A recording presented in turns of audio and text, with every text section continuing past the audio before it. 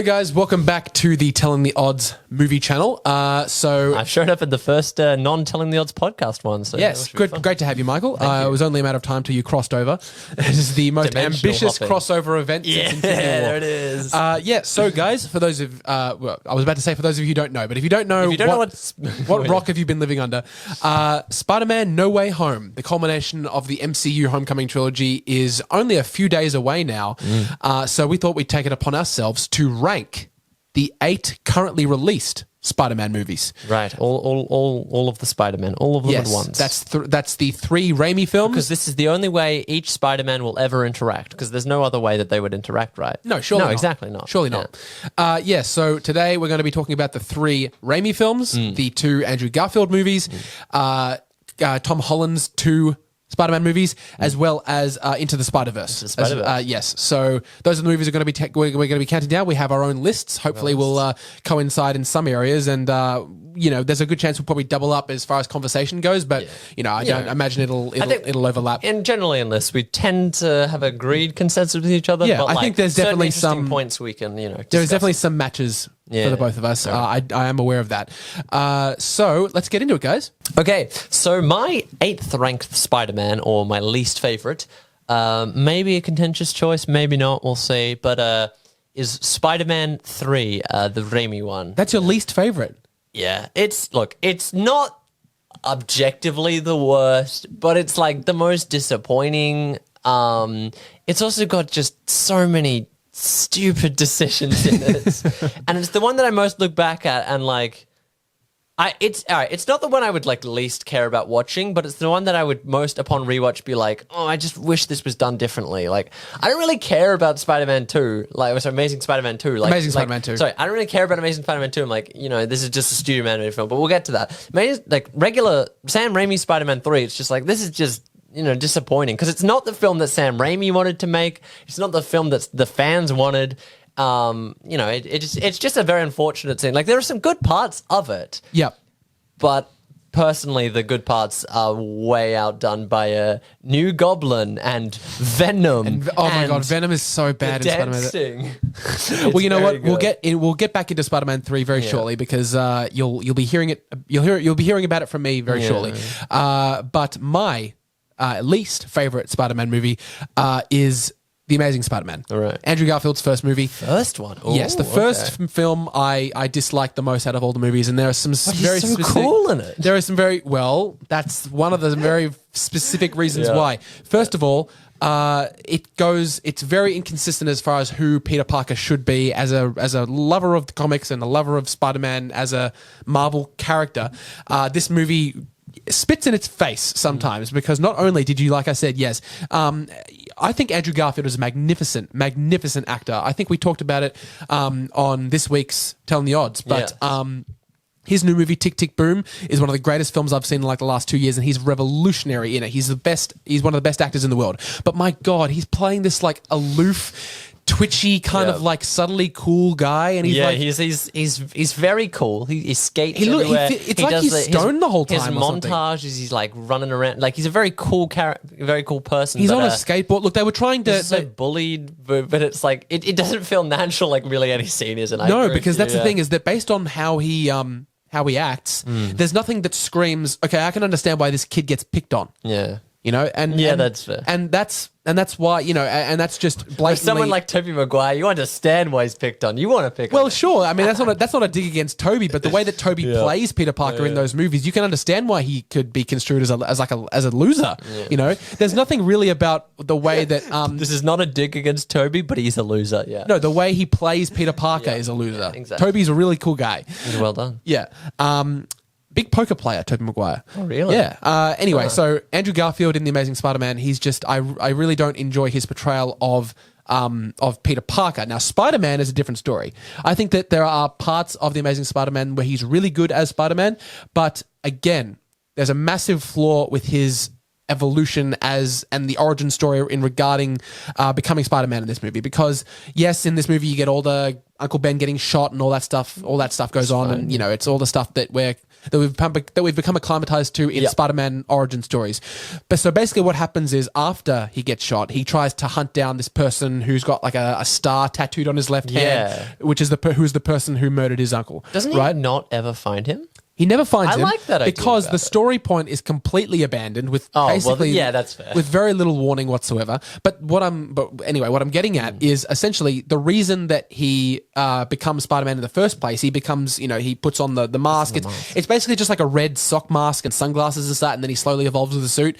So basically, what happens is he essentially becomes Spider-Man out of revenge. The only reason he adopts this kind of like hooded, masked persona is so that he won't be recognized while he's beating these, long blonde haired, sunglass wearing, maybe star on, tattooed on his left hand people.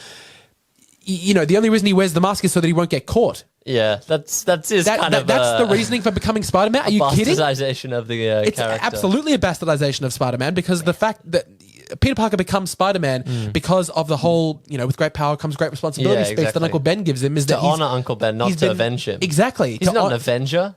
Well, not yet. No, but that's perfect, Mike. You hit the nail on the head right there. He does it to honor his uncle, not to avenge his death. It's just really inconsistent with everything that Peter Parker and Spider-Man should be. Probably the best scene in the movie is him in like when he's like got the guy up against the wall and he's like teasing him and stuff like that, because that's something you never really got from Tobey, the snarky quippiness of Spider-Man. What do you mean? He does all the quippies when he's we'll get into that soon. In the wrestling scene. All right, we'll get to it. We'll get to it. That's just something I really, really hate about this movie. I will say I think that Reese Ifans as the Lizard pretty good. Dr. Kirk Connors is a fine villain in this movie. I think that the chemistry between Andrew Garfield and Emma Stone is absolutely the best part of this movie. And it works basically every time. There are a few times where you can tell that they were probably just told to like improvise and go off of, and it's very what's it called? Yeah, improv. It's very cutesy and not always in the best of ways. How dare they be adorable? I want them to be really awkward whenever they interact, like Tobey Maguire and MJ. Yeah. Okay, so that's the reason why Amazing Spider-Man 1 is my least favorite of the movies. Okay. Michael, so we'll move on to your number 7. My number 7 is Amazing Spider-Man 2. So I understand your criticisms of 1, and some of them I agree with, but oh my gosh, 2 is so much worse than 1 in my opinion. Okay. The train scene. What is the that goes into the... Okay. No, I'll explain it to you right now. A calculator which has specific coins that were like specifically made. They're like doubloons. Yeah, doubloons that are owned by his father so that he can use them to go in, to break into, or not break into, but like to find the secret train of Roosevelt or whatever. Yeah. But the coins go in. Are they one use? Do they have to mint new coins every time? He's got like a never-ending supply of these coins hidden inside the calculator. Do you need these specific coins to get in which case they've been And so hidden? would he have to rip apart his calculator every time he wanted to go into this train? And then he goes inside, and so they built this whole train elaborate situation so that he could learn about his father, was he supposed to be like a secret agent, or he worked for Oscorp and he manufactured these genetically designed super spiders, right? Why is this here? Well, it's like, and because he uses his own blood to kind of synthesize their superness, right? Which is why the spider DNA and stuff like that only works on Peter Parker. Right? If anyone else exactly. uses it, they needed to justify if anyone else it. uses it, they end up like Harry Osborn, the Green Goblin. Like, you can get into that. I don't like about that because also it like kind of takes away that he's just like an average person. Like, no, it's like super convenient. He was predestined to be Spider-Man. That's what it's trying to set up. It's trying to create this really like, oh yes, Peter Parker was destined to be Spider-Man and stuff like that. And talk about a bastardization of his character, Yeah, I mean, like, I can understand maybe why you'd want to create something like that, but it really doesn't work. Yeah. Especially because it feels so contrived. The only reason he finds the coins is because he gets angry and slams the calculator across a wall. He's just the little things from room to room. He's got like this a beautiful mind thing. Exactly. For no reason whatsoever. And then just don't even get me started on the villains. Electro is the most stereotypically written character ever. I mean, the goofy nerd. He's like, ugh, slick my hair. Oh, and then also there's a bit where Spider-Man is like trying to web people away from the lightning so he can move faster than light, which is a fun moment. You know what? We'll get into a lot more of this when I talk about the like there are bits I like. I love the bit where he puts the fireman hat on while he's saving people. That was fun. Stupid. That's a Spider-Man moment. He's goofing around while people are almost dying, but I mean, it's still very funny. Yeah. So I think Andrew Garfield is actually probably the best part of Amazing Spider-Man 2 because, as I've stated, he's the best Spider-Man, objectively. Do you honestly believe that? Yeah. You do? Okay, like Let's be serious for a moment. Obviously, Tom Holland is like looks younger and works better as a Spider-Man in high school, which is what they were originally aiming with Spider-Man. But I don't know. I just feel like I personally think that when Andrew Garfield is just Spider-Man, he's very fun. Like, obviously, he's not a very realistic Peter Parker, but he's still fun to watch. Yeah, I think there's a lot to love in Andrew Garfield's performance as Spider-Man. He's not the problem in those. In that, exactly. I was about to say that trilogy. It was gonna be a quadrology or whatever. Something like that. I think Raimi's was going to be a quadrology. No. Well, maybe, but and that one was going to be. But I remember when Amazing Spider-Man 2 was like coming out, Sony had Amazing Spider-Man 3 planned, Amazing Spider-Man 4 planned already, and Sinister Six movie and a Black Cat movie. Yes, this was around the time of the Sony leaks, so they'd already announced like 4 movies coming up to it, and none of them were made. Mm-hmm. And like there are other issues, like Green Goblin is very over the top on that. I don't necessarily mind Gwen's death. Like it's tragic. There is a massive problem I have with Gwen's death, and it's comic related, and we're going to get into that shortly. But like there are things like that. But I just like, as much as the issues with the first one has it kind of still feels like a coherent film. Amazing Spider-Man 2 does not feel like a coherent film. It's so long. It's a really long movie, isn't it? You forget how long it is. It's like it's almost 2.5 hours long. It might be I think it is the longest out of all of them. I think at this point, No Way Home is confirmed to be the longest. Okay. But at the time of the current release, yes, I believe Amazing Spider-Man 2 is the longest. Please correct us if we're wrong. Do you mean Far From? Oh yeah, No Way Home. Oh, okay. So No Way Home is going to be long, but I don't mind because there's a lot to get. There's a lot of love. Yeah. There's going to be a lot to love in that movie. But like there's just. Yeah, it's the one that, like, as much as I think Spider-Man 3 is more disappointing and, like, I dislike it more, out of all of them, the one I would least want to rewatch would be this one. Okay, I have no interest in watching Amazing Spider-Man 2 again. Yep. Well, you've already mentioned this one, but, we'll just bruise by it again. So my number 7 is Spider-Man 3. I know that's your least favorite. Well, we didn't talk about it too much. So exactly. We can keep talking about it more. Yeah, so... I honestly, there are parts of this movie that I really like, and there are. I think Sandman's pretty good. There are parts of this movie that I always watch this Spider-Man 3 and think there's a great movie right there. Yeah, it's kind of like in Attack of the Clones. Yeah, exactly. That's half of an amazing detective story with Obi-Wan and Camino and stuff. If you take out Venom entirely, I think it's a lot better. You take out Venom, you take out all the stupid New Goblin rubbish, and you put in. And you just make it about Sandman. I would say that Sam Raimi, because like he didn't want to do Venom, like he was like Venom was pushed onto him by Sony, and like if you took it out of that, it would be a perfect film. But no, New Goblin was where the direction he was taking the what's it called? Harry Osborn. So it wouldn't have been perfect, but like there's still a lot of that is good in the film, but just so many. I could talk about some of the things I like. It's well, first of all, I still do think I love Tobey Mcguire as Spider-Man.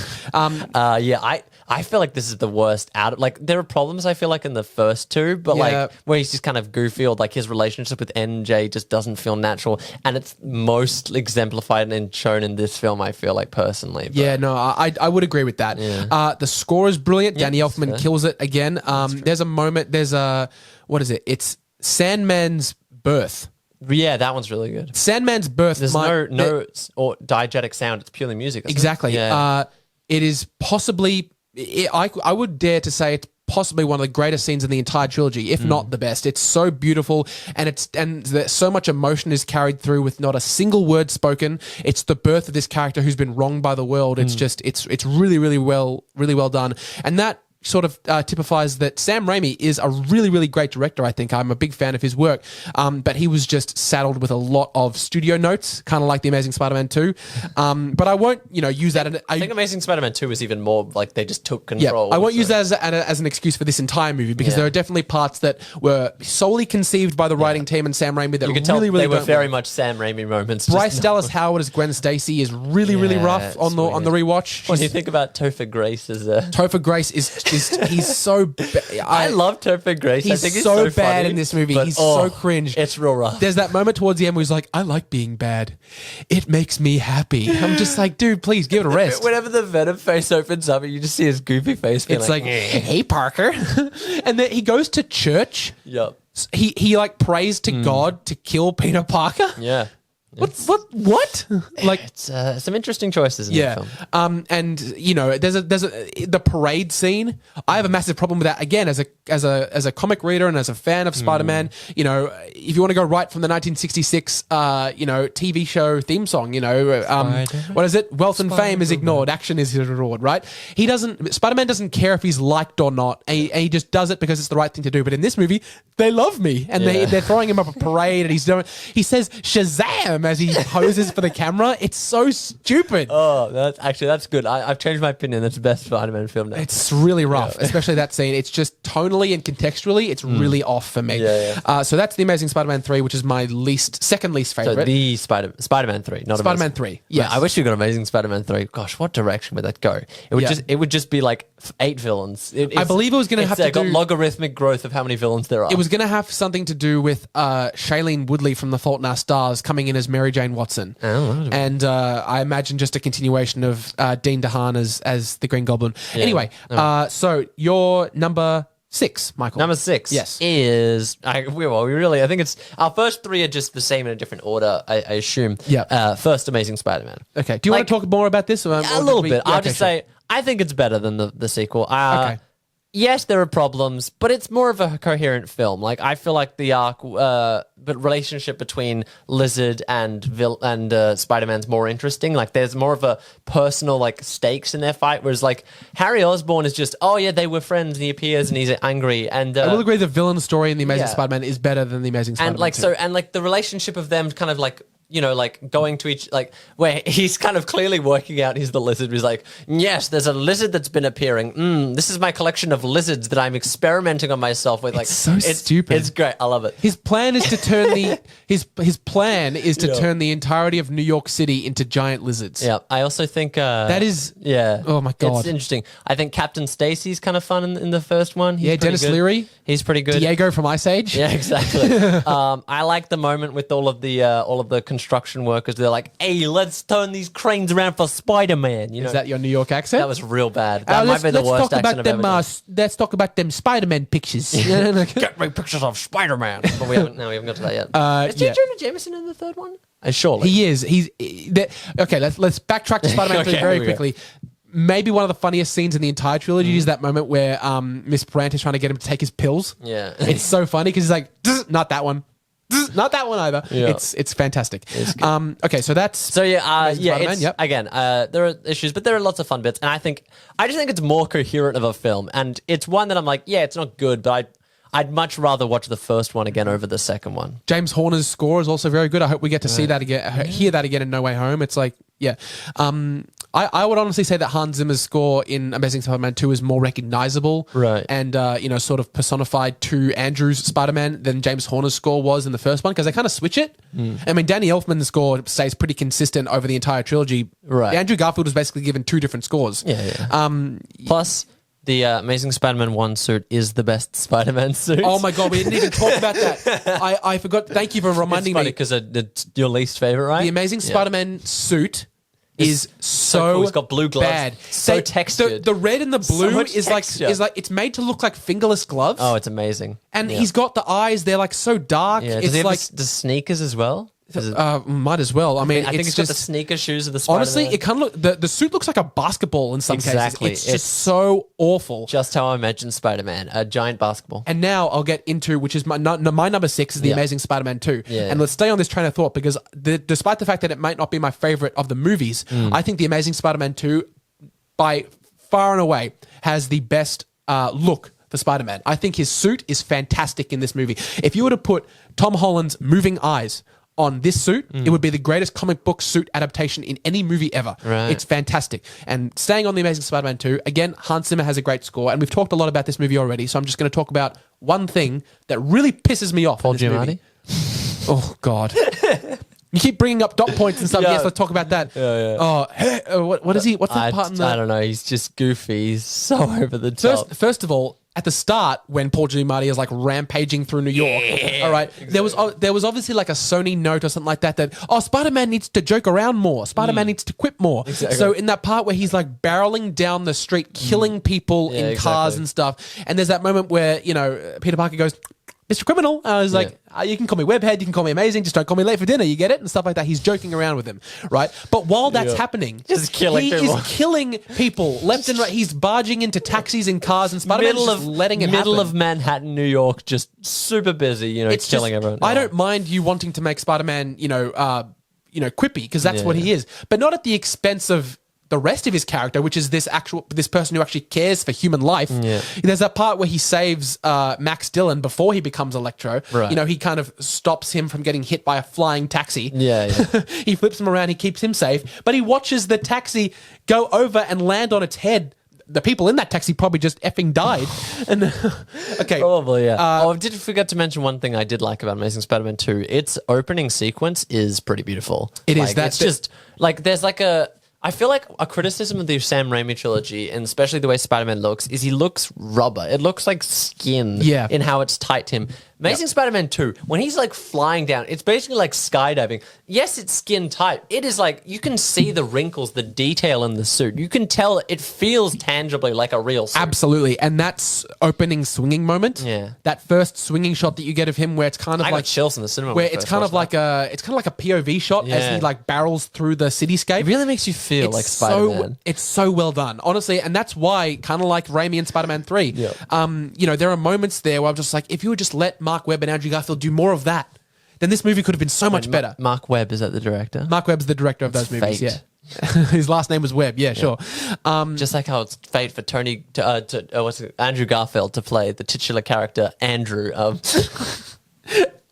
Okay, look. Yeah, so there are parts of this movie that I really like. The chemistry between Andrew Garfield and Emma Stone is a lot better in this movie, and it feels a lot more natural. There's that moment where they kind of meet up in, I believe it's Times Square, and they're just talking. Yeah. And it's my favorite scene in the movie. They're just talking about, okay, let's go through them, if we're going to be friends after we broke up, let's go through some ground rules and stuff like that. And it's so sweet. I love it. It's a great scene.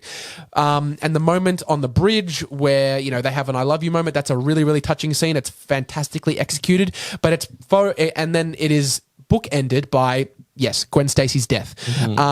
This part really pisses me off. There are some Angry Jack. There are some good parts to this part, like the fact that they destroy the clock tower, and once it's like it stops on 1:21 a.m. and I believe that is the time that is the time that was noted when Gwen Stacy died in the comics. Oh, okay. Which is a nice little Easter egg. But what do you think about the bit where Electro goes? Boom, boom, boom.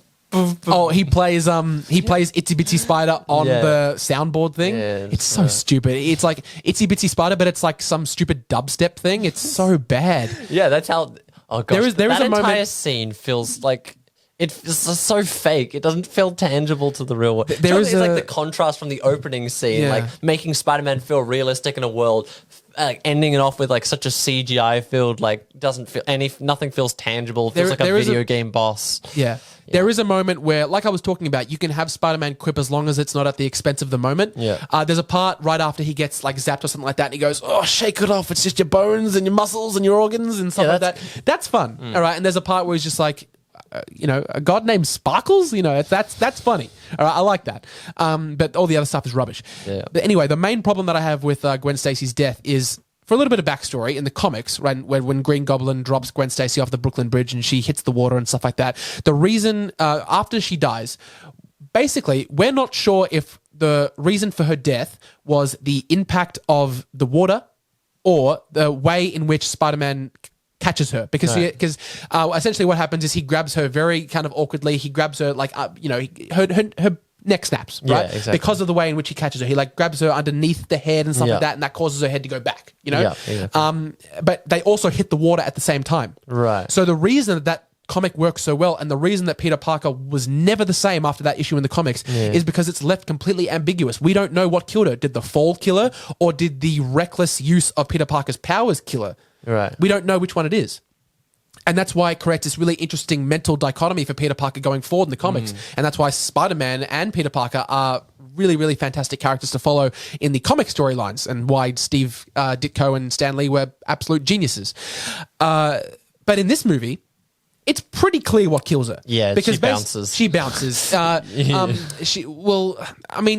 Does she? Because She bounces. If you but I'm you just watch saying, it, she goes bong. if she Yeah. bounces, she would have some kind of like impact wound on the back of her head, which she doesn't.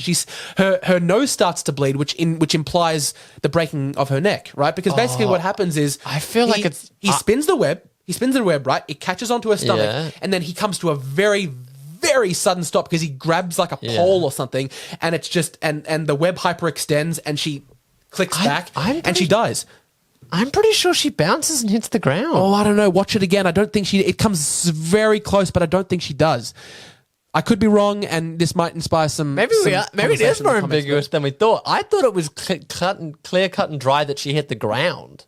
Well, I thought it was pretty clear, cut and dry that Spider-Man saved her in a really kind of, reckless way. Yeah. And you can understand why, because he was desperate to save her No, I life. get that. It's not his fault, but at the same time, it is made pretty clear that the reason that she died was because of the inaccurate way in which he used his abilities. I guess You we'll know, never know because I'm not watching the film again. Fair enough, but what I'm saying is, in the comics, it's yeah. left. It's it could have more- been. It could have more been this. It ambiguous, could have yeah. been that, and that's the beauty of Gwen Stacy's death. Despite the fact that it's a brutal moment, that's why it's so interesting as a reader of the comics and as a literary moment. Right, I feel like that's detracted in this movie based on the way that it's executed, and that's why, as a comic lover, I really don't care for that scene in that regard. I haven't read the comic book. It is followed by possibly Andrew Garfield's greatest acting moment, not only in Spider-Man but ever put to screen, where he mourns her death. It's so I was about to heartbreaking. make a Boss Baby joke, but no, that's Tobey Maguire. It's so brutal. It's when she dies and he's just like sobbing. He's like, I can't do this without you. It's really, really hard to watch. It's hard for me to watch. Do we get of how another brutal funeral? it is. Wait, does it end in a funeral?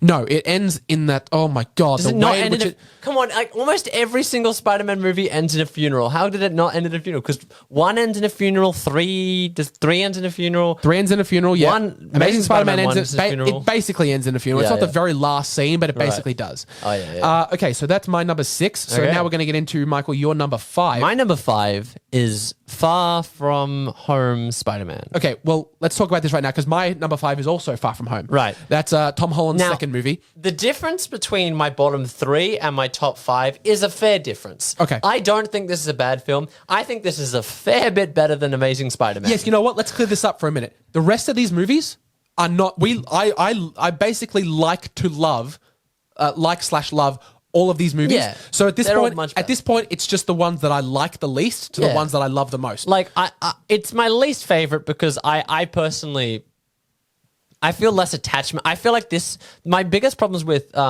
Homecoming, which we'll get to later, Yep. are like the bits where it kind of feels overly attached to the MCU. I personally much more like a more That's contained definitely been a Spider-Man. gripe over this entire trilogy. you Whereas, know. and this one is like super connected to it. Like Nick Fury is like heavily in it, and then like there's kind of lots tied to it. It's Well, basically it's the fine, entirety but- of this yeah. movie, is Peter coming to grips with the death of Tony Which is Stark. not the worst, but like, yeah, it's just less interesting to me as a Look, character. at this point, you're either on board with MCU Peter or you're not. I'm on board. I am on board too, because they've essentially turned Tony Stark's death into the Uncle Ben moment. Yeah. Okay. Yeah, that's true. Obviously, Tom Holland's Spider-Man actually did have an Uncle Ben die, yeah. and I imagine we might see some of that in No Way Home, which is interesting. Yeah, I'm we'll very find curious as to who's going to play Uncle Ben. everything's going to appear in nowhere. There was a rumor a little while ago that Uncle Ben in the MCU was going to be played by Tobey Maguire. Which would be real awkward if Tobey Maguire as Spider-Man shows up. I know, that'd be so weird. Hey, I'm your uncle and Spider-Man from another dimension. But anyway, getting back to Far and From I'm Home. New York. I think that Jake Gyllenhaal's Gyllenhaal's Mysterio. Yeah, I was about to mention fantastic villain. Mysterio is one of my favorite Spider-Man villains, and it could not have been more executed more perfectly. I don't think. Like Jake Agreed. Gyllenhaal's fun in it. They really He's so good in this movie. They really He's having a lot build of fun. up the special effects element to it. Like for a moment, you're like, oh, are they changing the backstory? They're making him like Yeah, they actually. like. I mean, it's a testament to this movie because they actually had me. I was like, shit, are they actually making him a good guy? I knew. As soon as Mysterio's in it and like the trailers, I'm like, I'm aware of Mysterio. His gimmick is literally he fakes that. I was 100%, but like the twist, it like. I knew it was happening, but it was interesting the way it did happen, and it was kind of still surprising. And it's like I really liked that. So yeah, Mysterio, best part of the film. Those dream sequences are crazy. That moment where he goes, where Peter is like going through this massive illusion in the warehouse, maybe the best scene in the movie. Yeah, crazy. And he gets hit by a train afterwards, and it's so brutal. Insane. Like that's good. The adventures with the school kids going on the trip, like that's kind of fun and goofy, not too serious. Do you think? Do you like? And this could be taken, either way because they actually are a real life couple. Oh yeah, I didn't know about that. Do you think that Tom Holland and Zendaya would work well together in this movie? I think they portray this like awkward teen romance thing pretty well. Yeah, because that's true. They do certainly feel like teenagers. They do definitely even feel though like they're like 20 something, awkward teenagers. Because in Tobey's movies and in Andrew Garfield's movies, they definitely did feel. I'm 20 years old. I'm definitely not a 30-year-old man. We're going to get into that in a minute when we discuss Spider-Man. But, I love Spider-Man. Yeah, it definitely. They not only look more. They portray the youngness of high school students better. The youth. That's what. Thank you for correcting me, Michael. I don't have a thesaurus on me, so thank you. Yeah. That's probably handled the best out of all three. Yeah, definitely. In that sense, there's also good bits, but. Like, I don't really... Like, there's lots of bits where it's just like, it's just a kind of fun adventure film. Like, the bits with Happy and all of them are all right. And, like, the major action set piece with all the drones, like, it's kind of interesting. But, like... It's just a fine Spider-Man film with some great moments. Yeah. Whereas the other ones start going to, wow, this is a good Spider-Man film, to this is one of the best Spider-Man films ever made, to this is one of the best films ever made. That was a little throwing a little spoiler on that. Yeah. So, but I do agree. Fun fact, this is the only, kind of third act, action set piece out of all the Spider-Man movies that takes place during the day. Really? The rest of them are at night. Yeah, it's funny. So I think that Far From Home is a really, really solid Spider-Man movie. It's one of it is definitely up there as far as my favorites in the MCU. I think the moment that Tom has, Peter, technically Tom Holland, has with Happy Hogan on the plane where they discuss, Tony Stark's sacrifice is beautiful. I think Tom Holland is a magnificent actor, especially in that scene. There's a lot to love in this movie. The swinging scene at the very end of the movie is the first time you get to see the MCU Spider-Man in that kind of cityscape swinging setting that we got to know so well with Tobey and Andrew. Yeah. Because any other time he's swinging, he's basically just doing it in like a neighborhood. In like a neighborhood, yeah. Right? This is the first time you see him doing it in like, Manhattan, in a really urban landscape. And of course, the reveal at the end where he... Queens most of the time. Queens most of the time, is that, yes. Are the other Spider-Men also supposed to be from Queens? Because they're kind of much more in Manhattan, aren't they? I mean, they say they're from Queens, but you never see it. You never see it. Like, there's that moment in... New York is one place and it's only Manhattan. There's that moment in Spider-Man 3 where he's like, I'm just a kid from Queens. Do I really deserve this? I'm like, well, first of all, we haven't seen Queens since the first movie. That's at least if, unless we're going home for birthday cake with Aunt May. I forgot to mention one little thing before we move on, as I love the little detail of Mysterio's suit outside of Illusion is like he's got the triangles of the motion capture. The motion capture suit, which is good. It makes sense, because it's great. He's a special effects person. Yeah, I love it. That is Quentin Beck's origin story in the comics, and they sort of blend into that. Exactly. Except they make it so that he was one of the leading voices in conceptualizing the BARF technology that we got to see for the first time in Civil War that Tony was introducing, and it's basically construed as like Tony kind of stole those ideas and kind of discredited him. Did a Tony Stark arrogant mode, Yeah, pretty much. He's kind of well known for that. How many villains in the MCU were created by Tony Stark? Most of Peter's villains were. Most of everyone, like Ultron, Thanos not as such. All of the Spider-Man Whiplash. villains. Mickey Rourke from Iron Man 2. Yeah, Anyway, we're diverging.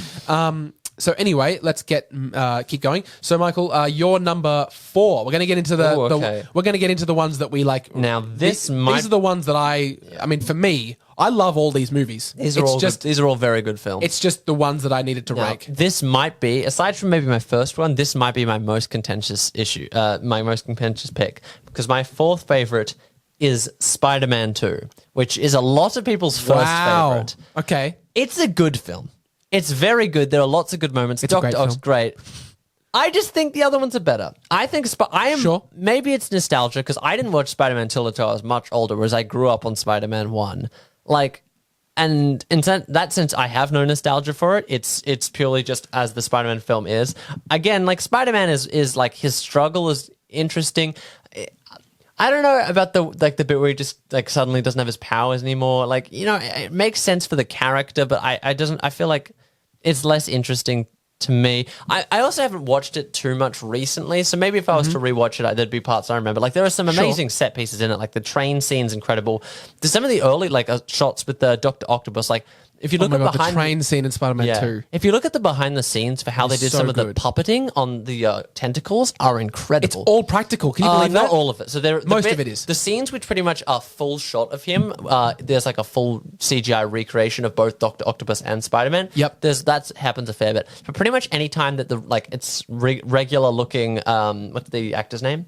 Alfred Molina. Alfred Molina. Those are generally puppeted. He's fantastic in this movie. Those are generally puppeted tentacles, because there are just some incredible shots in it. And so, yeah, like, and especially when he wakes up at the first of the operating table, like that scene's insane. It's pure Sam Raimi, because Sam Raimi comes from horror movies. And exactly. You know what? We're going to talk a little bit more about this when we get to Spider-Man 2. So I'll just briefly mention it. But like, it's got great bits. But I just personally feel like in both the other later ones we're going to talk to, I feel more connected to the storyline. I feel like it's more of a deep, connection. And like, I personally feel like Dr. Octopus is really the main thing carrying this film. Like, I don't know. I would agree that he's the best part of it. Yeah, I just am less interested in the other parts of it. I think the Peter parts are better in the first film.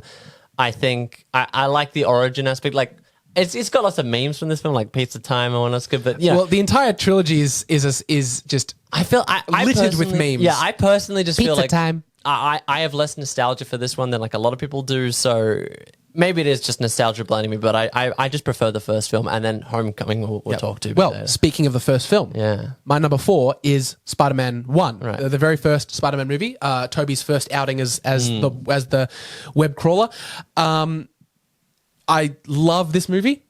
As much as I love this, and I think I have a very, sort of deep personal connection to this movie, because it's the very first movie that I ever saw. Right. You know, Michael and I were both born in 2001. This movie came out in 2002. So I must have played the videotape of this movie like 1,000 times at my grandma's house. I would just never not watch this movie. It was always on. Get me pictures of Spider-Man. Well, I mean, let's get into one of the best parts of the movie, which is J.K. Simmons as J. Jonah Jameson. This is the very first time we fell in love with him. He is so good. Best casting ever made. I think that probably one of the best casting. I think that he's the best casting choice ever made for a comic book movie. There's a part where he goes, it's just so perfect. There's a problem. J.K. Simmons is amazing in everything, but like, as J. Jonah Jameson is just you can't imagine anyone else playing J. Jonah Jameson. We can barely get a glimpse of him, and he goes, "Oh, what is he, shy?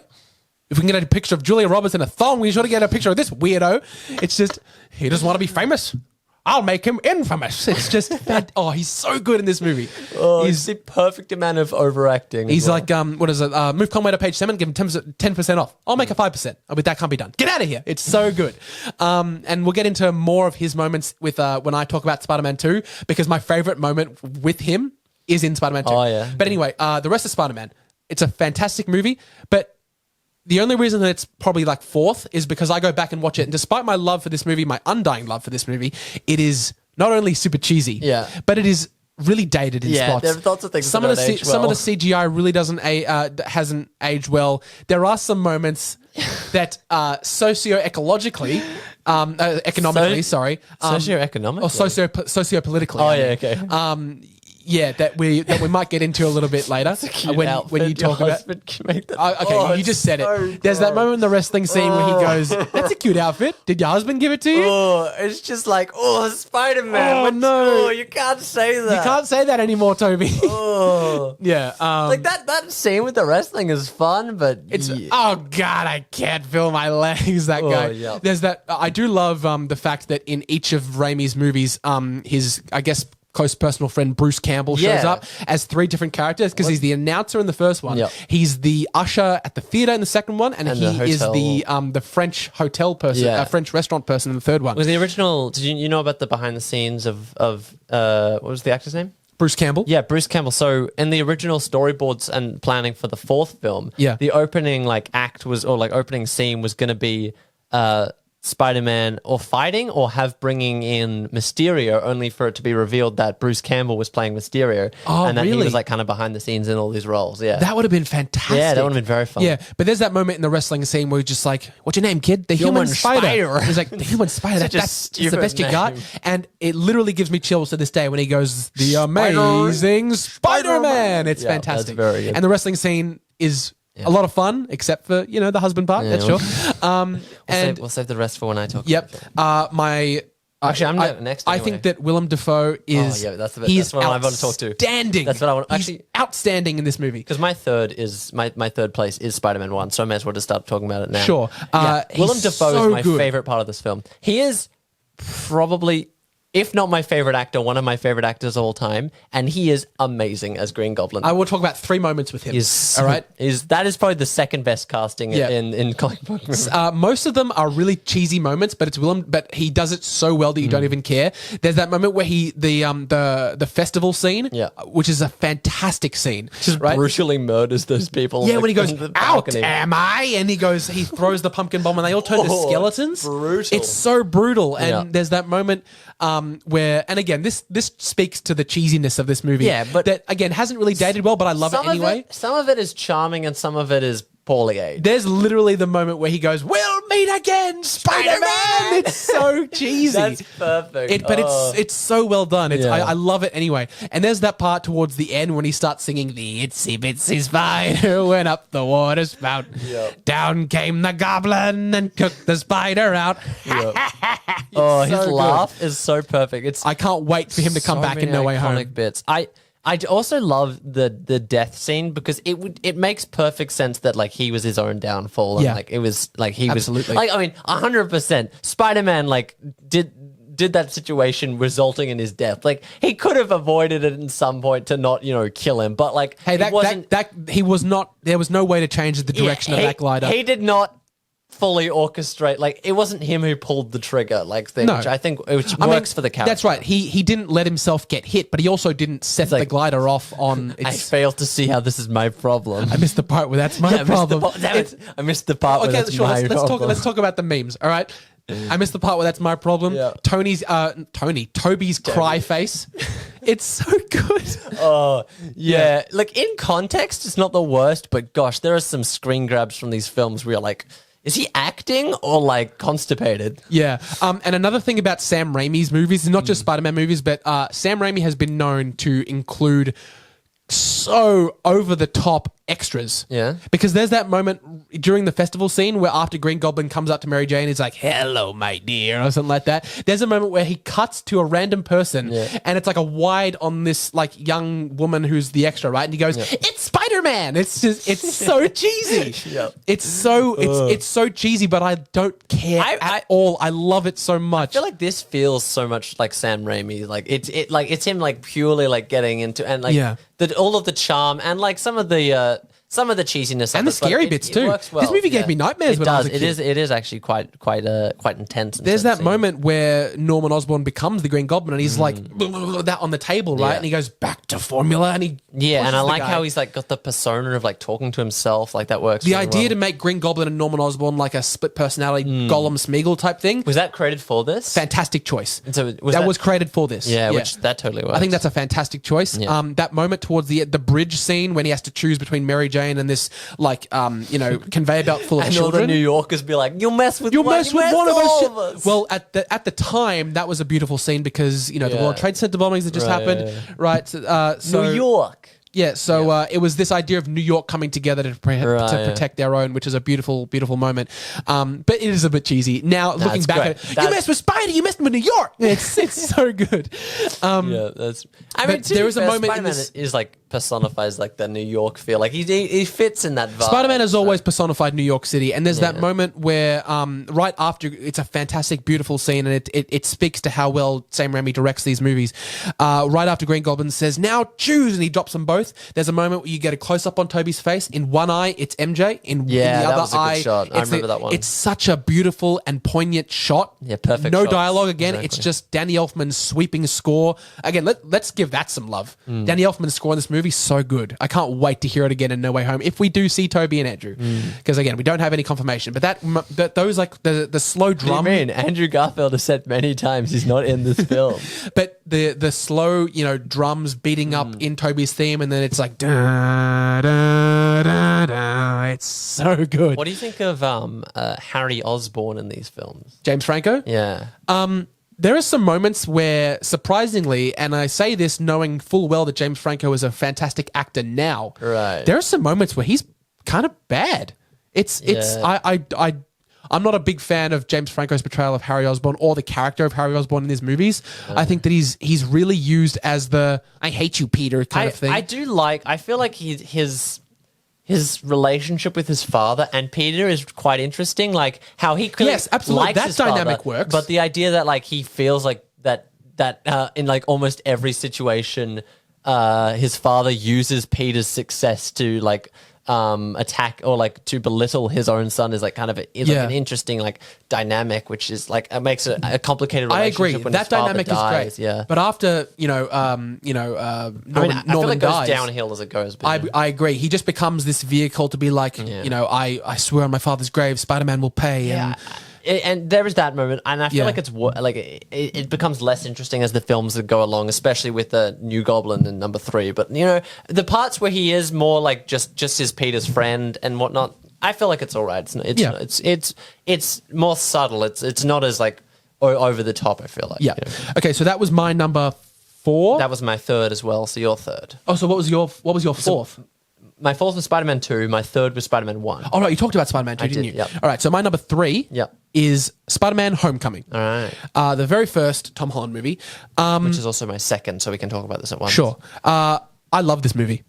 I think it's a really good movie. I can understand the criticism. I really can. I can really understand the criticism is that he's Iron Man Jr. Yeah. He's got Karen in his suit. It's just that didn't age well, did it? Calling the suit Karen, because now it's like this thing that we call annoying people Karens. But I don't think it matters too much. was that already a thing in the cultural zeitgeist in 2017 when this movie came out? I'm not really sure. But not mainstream. Not mainstream yet. No. It again. Yeah, I understand the criticisms as well. It can, and I think it's more pronounced and more overt in the sequel. But I just feel like in these films, he just feels so like. It has the essence of what it feels to be as like a Spider-Man Peter Parker, like kind of like struggling in his personal life, but also like That's why I love this movie. The difficulties as well with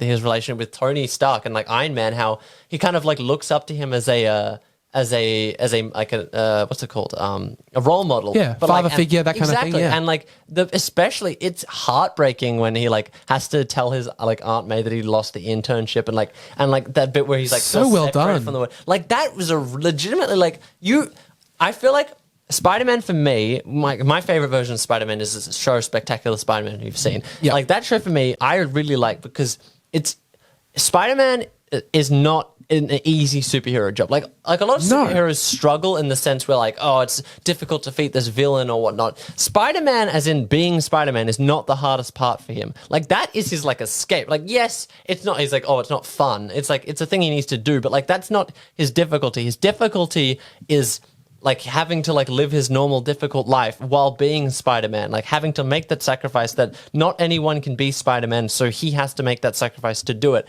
And I think that this film captures that feeling better than the other ones. I agree. Better than even Spider-Man 1 or 2, which like a lot of people really like that element for. I think this is the first time in any of the Spider-Man movies where you really got the essence for Peter Parker just right. Yeah. Because the thing about the first Spider-Man Raimi movie, despite how much I love it, he graduates from high school halfway through. He does feel like an adult. Yeah, it's more like a 30-year-old or like late 20s. And in Amazing Spider-Man, not a 17-year-old. And in Amazing Spider-Man, yes, he's in school, but you don't see it that much. No. And then by the start of the second movie, he is also graduated. Skateboarding around school. We're into the third Tom Holland movie, and he's still in high school. I think he's in his last year at this point. But the fact that you get such a yes, Peter Parker is Spider-Man, but it's so related to his school life is so well executed because it's exactly what Peter Parker and Spider-Man is supposed to be. That moment where he's just so excited to get going and Blitzkrieg Bop starts playing when he does all his little, neighborhood rounds. Is this anybody's bike? It's and one of my favorite scenes is Spider-Man, do a flip. Fun fact, that they brought that guy back for Shang-Chi, which is fun. He's the guy on the bus. I've yet to see Shang-Chi. Oh, okay, fair enough. I won't spoil it. Don't worry. It's fine.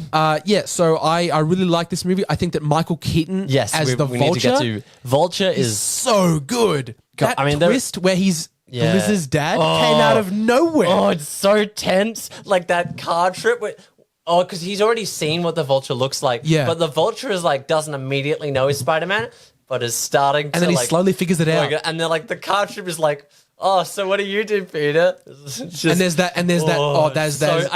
I really love tense scenes. Bit that like movies which make, or like in movies or TV shows or whatever, which like suddenly like there's a moment, like maybe it's like calm, and there's a revelation, and suddenly it's like intense where you're on the edge of your seat, and that scene captures it. Perfect. It's also visually executed perfectly because throughout that entire scene, the acting on his face is like not only his acting, but because they're driving, right? There is a red light on his face, right? Because he's at like a stop light, I guess. All right, so, and then he figures it out, and the light turns green because he figures it out, right? It's visually represented and it's fantastic. And there's that moment, might be my favorite scene Michael Keaton's glare because he's so intimidating, and there's that moment where it's just like, I bet you were happy your old pal Spider-Man was there. It's so good. And there's that moment where he parks, he pulls out the gun, and he's just like, the reason that I love Vulture in this movie is because, he's killing people, he's doing a bad thing.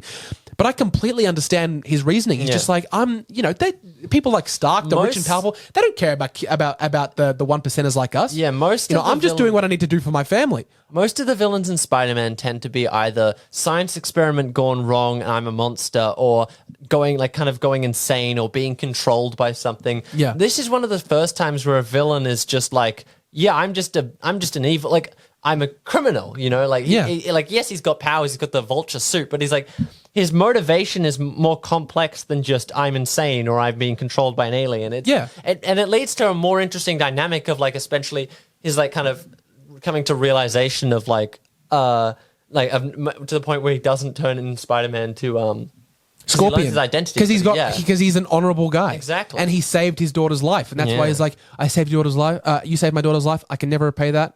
All right, but if you get in my way again, I'll kill you and everyone you love. It's such a great scene. Yeah, but I also quite like what's her name in the film?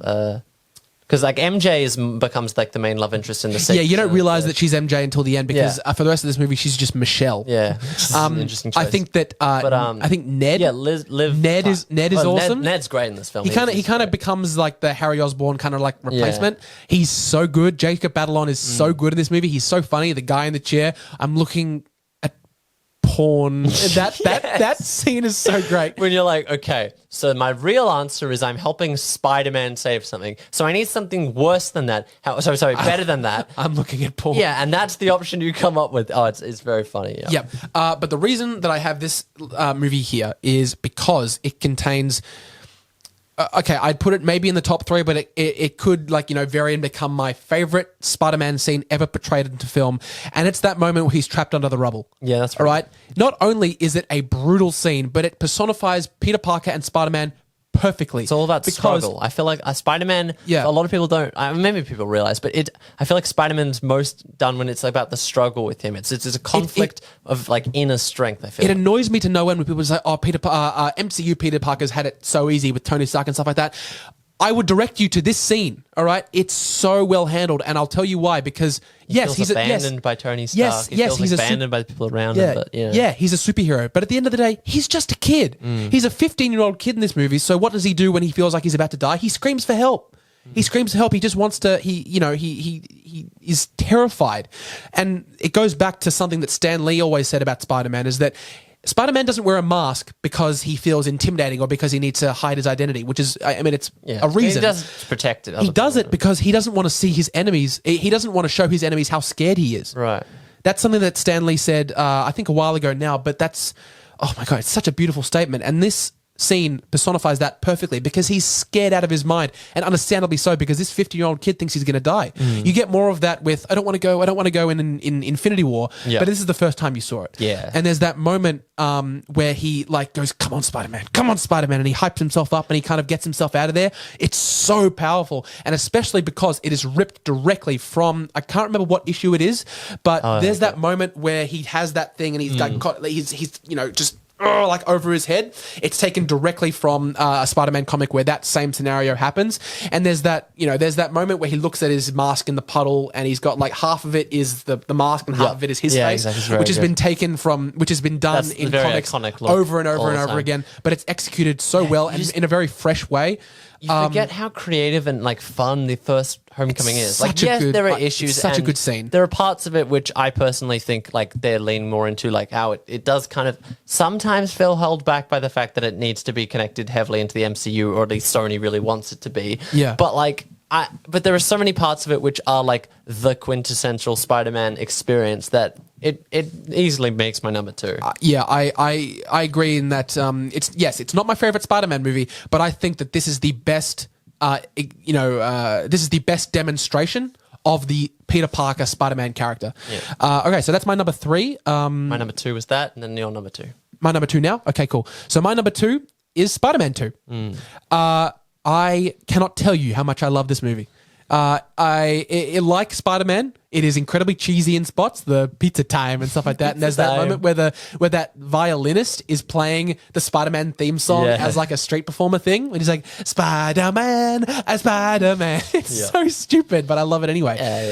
And I bring back to that favorite J. Jonah Jameson line of mine where he's just like, I want to get it right. He goes, Peter Parker goes through the ringer in this movie because nothing goes right for him. And he's like, please, Mr. Jameson, aren't there any of these shots you can use? I really need the money. And he goes, oh, Miss Brandt, get me a violin. It's so good. Oh, God. And there's also that moment where, like, because there's an undertone of a contentious relationship with his wife, J. Jonah Jameson, in all the movies. But there's that moment where, what's her name? Elizabeth Banks' character, Betty Brant. When she goes, boss, your wife's on the line. She says she lost the checkbook, and he goes, well, thanks for the good news. It's so good. It's such boomer humor of like, I hate my wife. It's and there's that moment where he's like, what are we going to call this guy? Dr. Octopus. That's crap. Science Squid? Crap. Doctor Strange. It's pretty good. But it's taken. I mean, obviously, Doctor Strange wasn't in the works at that time, but it's a cool little like New York Marvel Easter egg that maybe there's a Doctor Strange out there. I mean, that's what we're going to see in No Way Home. But like, those are two like New York superheroes. Like, there's them, there's Daredevil. Like, those are the main ones. Like, that are specifically New York ones, which is good. I mean, but just this movie is. We've talked a fair bit about it when we did it, but it's just. I absolutely love this movie. Dr. Octopus is an incredible villain. Alfred Molina is really, really well done. The way that he goes out is definitely really powerful.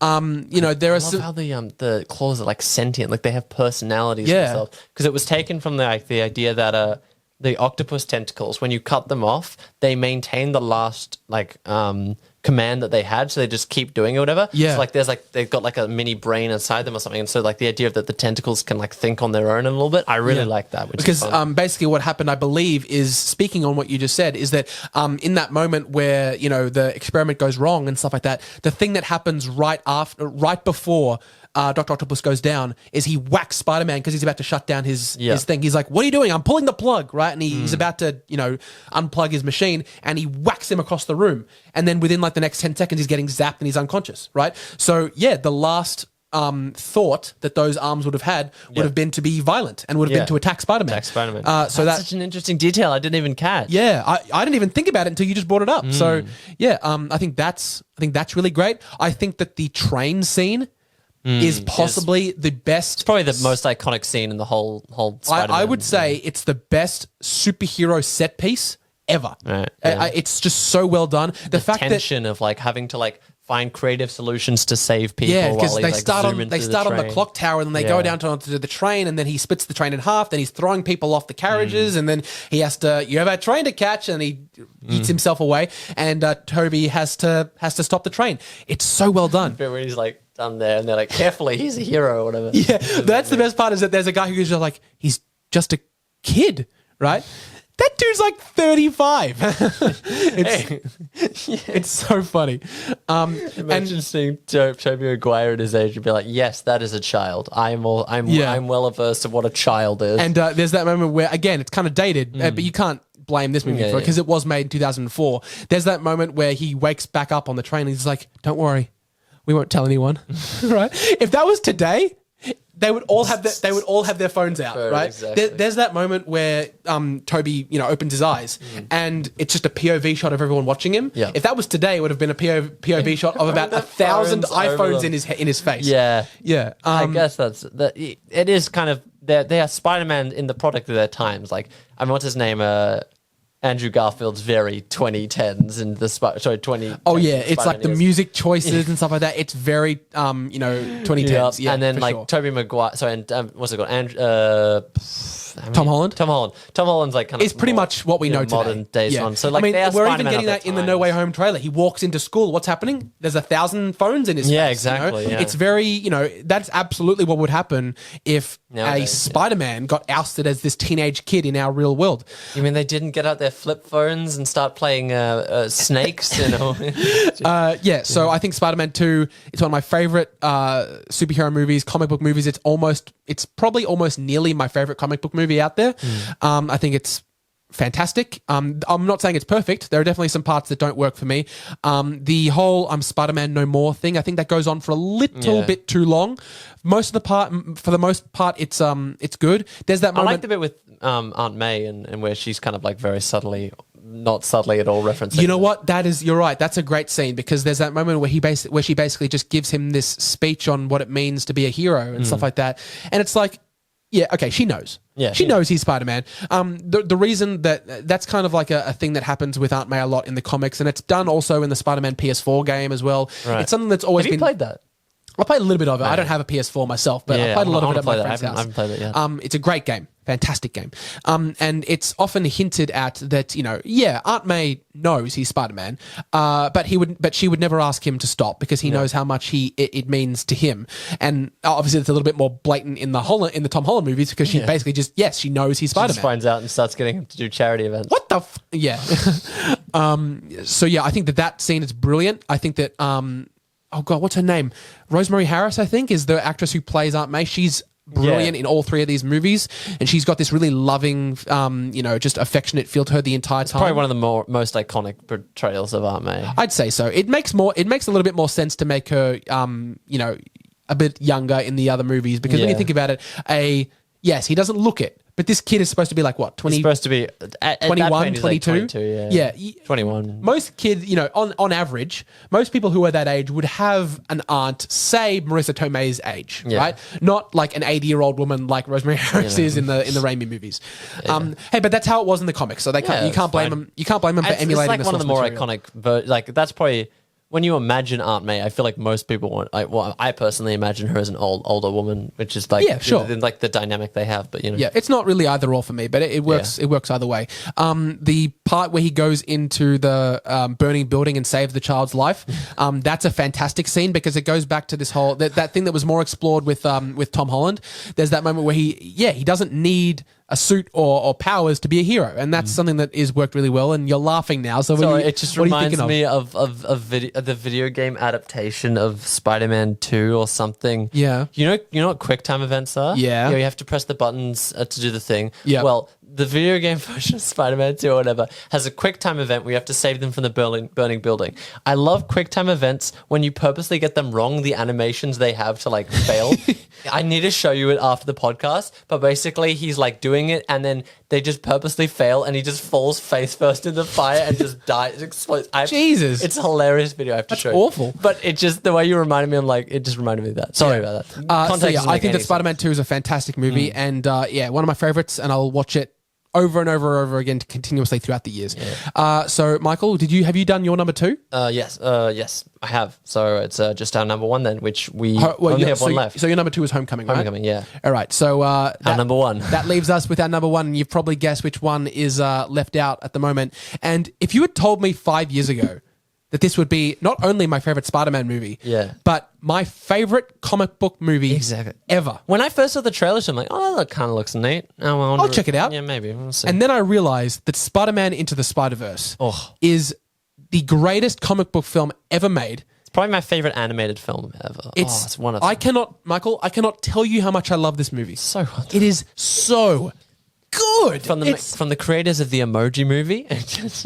I can't believe they went from Emoji Movie to this masterpiece. Oh my God. The animation is so beautiful. Like, it's 3D animated, but then 2D animated over the top to give it a comic book aesthetic. And a lot of people have a problem with that. I'm like, shut up. It's so good. It's exactly what a comic book movie should. If a comic book frame rate in like the movement, all of the versions of we're just going to be gushing over this the whole time. I don't know if there's a flaw. Like other ones, there are bits we don't like. I don't know if there's a part of this I don't like. I can talk about things that I don't like in every single one of these in every single one of these movies except this one. I think this is good. It's as close to a perfect movie as you can get. I think Peter B. Parker is so funny. Jake Johnson as Peter Parker is so good. He's just getting his like, oh, I don't have money. Can you pay for this? He's like, I'm not really liquid right now, you know. And there's that moment where he's I love how he wanted the real Peter Parker, the one by Chris Pine to be his teacher,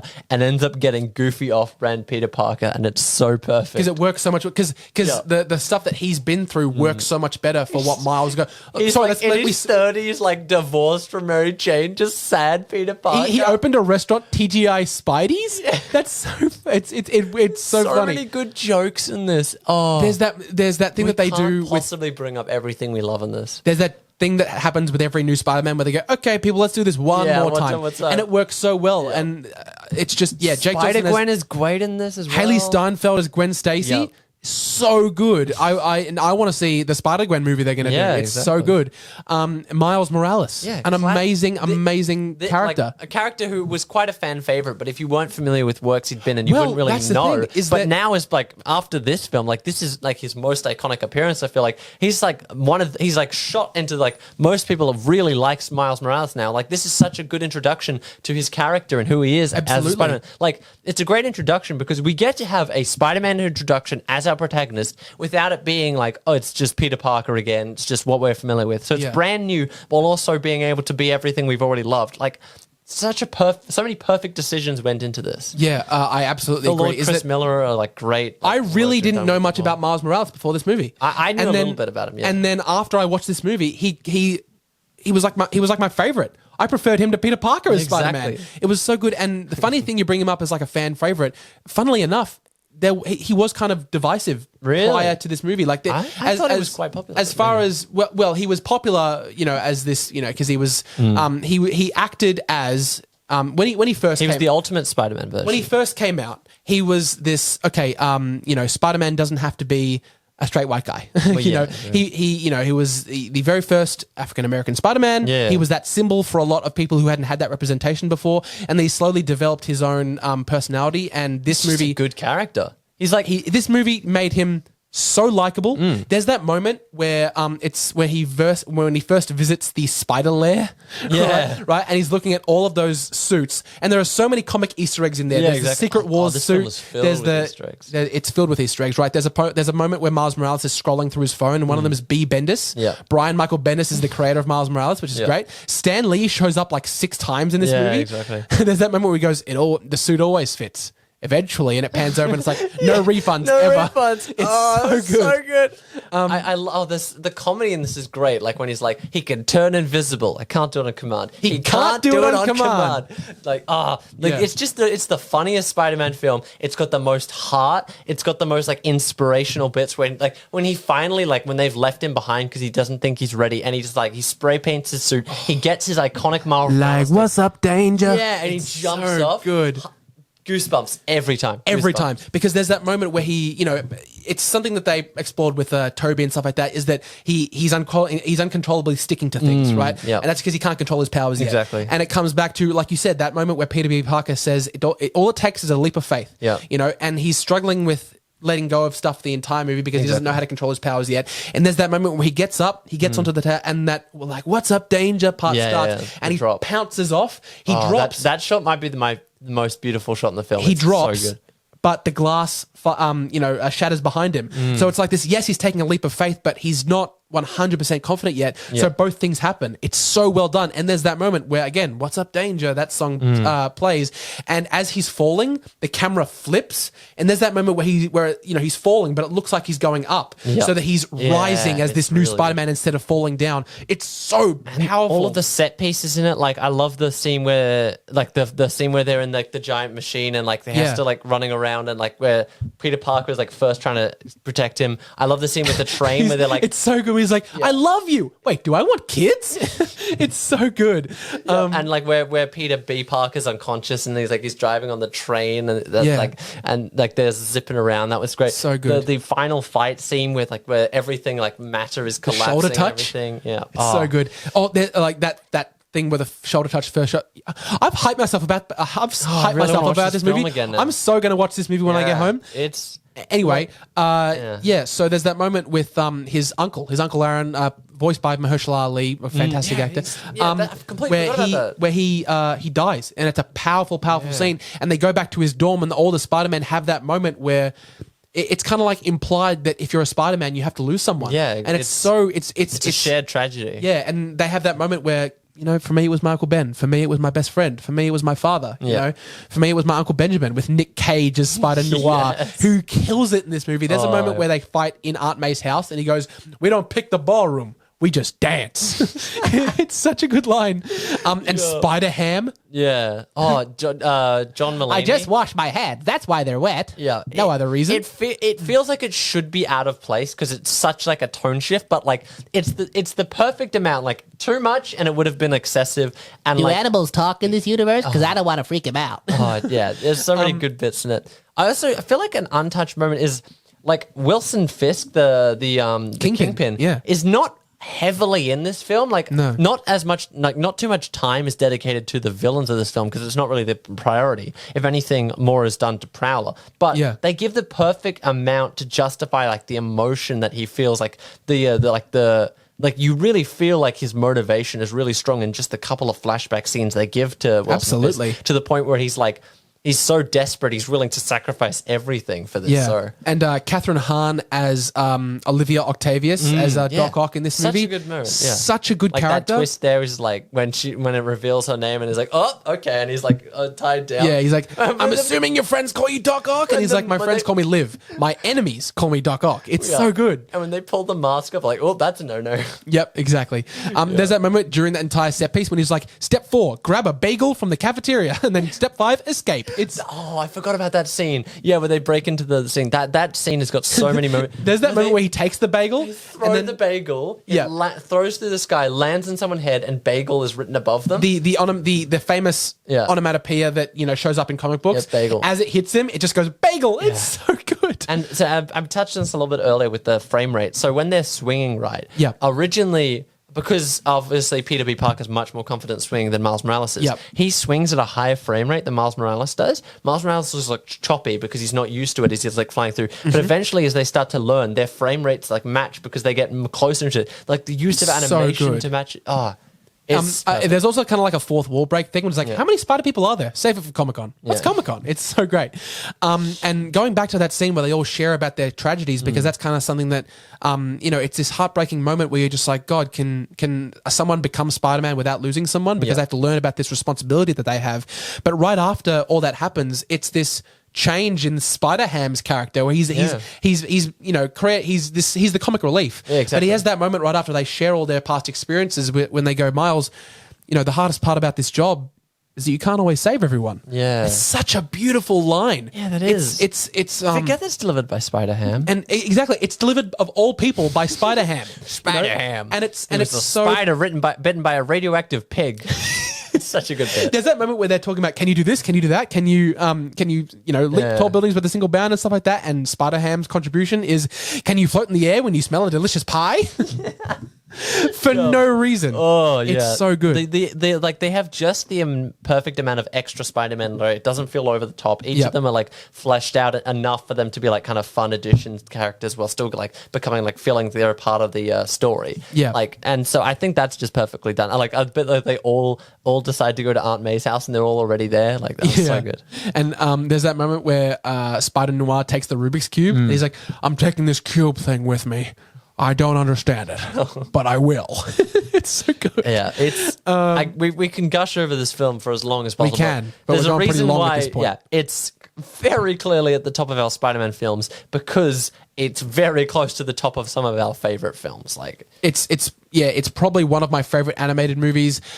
Easily my favorite comic book movie, and I don't just say it because it looks like a comic book. Any movie that has been adapted from comic book material, this one's the best. and again, Better than The Dark Knight, better than Black Panther, but you know, it's I would Animation. I'd put it at the top. They made Emoji Movie before this. How did they make such a perfect film? That's why, like, you know, It's I baffling. still so vividly remember walking into the cinema. I was like, you know what, I think I'm gonna enjoy this. It's a Spider-Man movie. I'm a big fan of Spider-Man. You know what? Let's check it out. And then I left a new man. I went into It's a perfect movie. I was because my brother suggested after watching, be like, "Hey, this is a good film. You should watch it." I'm like, "Okay, I've heard some things about it, but I guess we'll give it a go." Loved it so much. When I first heard they were making an animated Spider-Man film by Sony Pictures, I'm like, so Sony Animation. Sure, I'm like, I'll give it a try. okay, that's kind of interesting. I mean, why would they do it animated? Like, because I mean, maybe there's a little bit of a It's stigma about Miles of, like, Morales. I don't know who that is. yeah, it's like a little bit of a stigma of like, oh, this is kind of a kid's thing, and like it's like for everyone, but like but it's so perfectly suited to the medium. Like, there's so much in this film you just could not do live action. Absolutely not. It's so perfectly suited to the medium it's in and is enhanced by it. Yeah. That it very clearly easily breaks number one. If there was a big gap between between Amazing Spider-Man, like our bottom three and then the top four or whatever, like the top five or whatever, like there's still, I feel like I love Homecoming. This is like even more like Homecoming's got nothing on this movie. Ain't got nothing on this one. Into the Spider-Verse, like it's such a great amalgamation of really emotional moments as well as really comedic moments. Because you have those moments where Spider-Ham's like, do animals talk in this universe? But I don't want to freak him out. And then there's that moment where Peter B. Parker has to really challenge Miles and go, strike me on command and you can come with us and stuff. And he can't do it. Yeah, the tragedies of it. And there's that moment where they're all waiting outside the window because ultimately they wanted him to succeed. They wanted him. They don't want him to come if he's not ready. They wanted them to come with him. But Peter B. Parker has that moment where he's like, I know how much you want this, but you're just not ready yet, kid. It's so good. And there's that, and then they flip at the end when Peter B. Parker's going back to his universe and he says, how what if I screw it up, with MJ and, getting his life back on track? And he says, you don't know, like, how do I know that I'm not going to screw it up? Leap of faith. You don't. It's a leap of faith. It's what he told him. Yeah. I cannot tell you how much I love this movie. It is as close to perfect as it can get. Guys, that is our ranking of the currently released 8 Spider-Man movies. What a juggernaut of What a fantastic discussion. Yeah. I love that. So it's like a whole podcast episode. Pretty much. I really hope you enjoyed the list, guys. Make sure you leave your own lists in the comments. Yep. And I cannot tell you how excited I am for No Way Home. We had a really fun timing. Because you know what? We may have our gripes about Sandman and Electro and the Lizard and stuff like that. It's going to be fun to see them back. I cannot wait to see them back, especially because we're getting rid of Blue Electro. And they didn't change the Lizard design, which is interesting, but I feel like I'm starting to think because they released a panel recently with Alfred Molina, Jamie Foxx, and Willem Dafoe doing an interview. But they haven't done anything for Thomas Hayden Church, who portrayed Sandman, and Rhys Ifans, who did Lizard. So I don't know if they come back. I'm starting to think we might not actually see them face to face. They'll probably just be like the monster versions. Exactly. Yeah. And all right, Michael. Final theories. Toby and Andrew in this movie. Yes or no? I kind of really want them to not show up, just because I just feel it. To watch the internet burn alive. More of a meta outside of it. I mean, maybe it would be kind of interesting if they show up. I don't know, like without it doesn't guarantee that it'll be good or bad. Like it depends on how it's done. But just outside of it, there's so much expectations for them showing up in the film. Because that's it the thing. Would be is so that funny if they didn't. Is that if they don't show up, oh yeah, we can't criticize Sony or anything like that because They they never told us said they wouldn't. because they told us they weren't in it. You know, exactly. it's It's built up so much at this point where either they're in it, and obviously everyone knows they've been in it. They've been lying into their teeth for forever, or they're not in it, and everyone has built up these expectations. And I know. Sony have just been looking at themselves like, on one hand, shit. there is so much hype for this film. On the other hand, everyone is gonna hate it because it's not what they want. okay. It's for me. It's as simple as this. Tobey Maguire ran into a fan on the street. He asked if he was in No Way Home. He smiled and winked at him. All right. Yeah. And on Andrew's side of things, there was that leaked image where he's like holding on to a bunch of metal He's like, poles it's and deep faked. metal poles and rafters and stuff like that, which is also just so happens to be that set piece that we see in Exactly. the trailer. It's right? Photoshop. It was literally broken down by VFX artists on YouTube. That There was Exactly. no possible way that it could have been deep faked. Saying it right now, and I really, really hope I don't need to eat my words later. Context on this: I haven't committed to anything, Yes. so this is gonna be very fun. Absolutely, they're in the movie. I think yes. I think Will they this are. be an obvious pick that anyone could have said, or an incredibly poorly aged moment? I We'll really never hope. know. I really hope this moment ages well. And in about 2 weeks, we'll probably do another video, whether it be on the Telling the Odds podcast or or maybe when we review the movie. Yeah, definitely. Yeah, because we'll probably do a review and a spoiler review as well. I hope that I won't have to eat my words. We're gonna, if they're not in it, you're gonna have to throw this clip of you being like, "All right, this may age poorly." We have to and then print the a retraction. Bum ba-da-da-dum, ba-da-da-dum, start playing. Oh dear. Yeah. But anyway, guys, yes, Thank you for that is the checking out show. our list, yeah. Thank you for watching. Thank you for We had a fun listening. time. Hopefully, you had a fun time. Remember, as you said, chuck down your lists tomorrow underneath or wherever. Go to comment sections to compare and say how wrong we are and how stupid our opinions were. Yeah. Make sure to check in for not only videos like these, but the movie reviews. We'll be starting to review Book of Boba Fett soon on the Telling the Odds podcast. Make sure to check that out every Wednesday. Social media, Facebook, Instagram, Twitter, that's all in the description below. And that's pretty much it. Yeah. Right? Thanks for checking out. We'll do another podcast next week. And this was more of a kind of half podcast, half YouTube video episode that was just, we kind of wanted to do because we had a lot of fun outside of Star Wars and Marvel. Hopefully got to see a different side of our enjoyment of fandom and the nerddom Because culture. my love for the Marvel comics never really comes out on Telling the Odds, does not it? as such, yeah. And Spider-Man is like one of my favorite superheroes ever. So it's been a good outlet to express our nerddom, which is fun. Hope you enjoyed, guys. Yeah. We'll catch you next time.